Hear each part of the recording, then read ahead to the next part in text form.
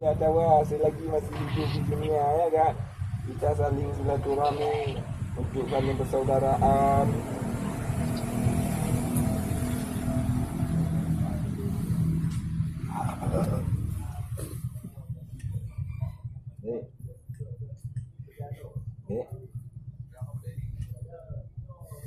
Yo.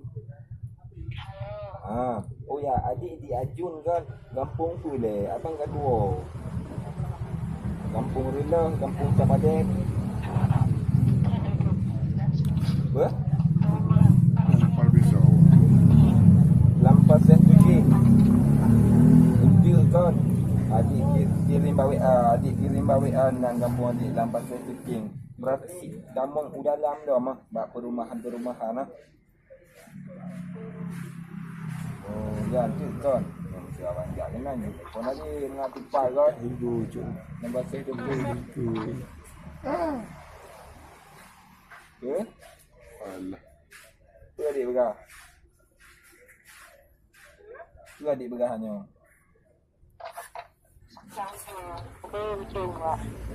Pak Ujung. Pak Ujung lah. Oh, Pak Ujung. Paling ujung dia kan? Pulau Sumatera. Ya enggak apa-apalah adik. Yang pertama, yang kedua pun abang lewatkan. Abang impikan yang di ujung, yang paling ujung. Ya. Alah mak. Lemoh dah.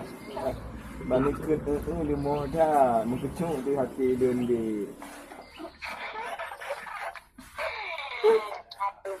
Alah mak jang dik oi.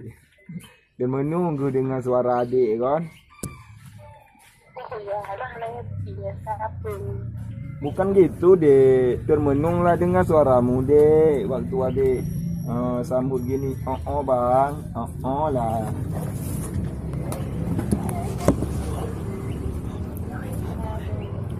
Terus magenteng lagi imut juga. Iya memang imut lah dek. Manis lagi. Dek. Ya dek imut. Manis lagi. Dek.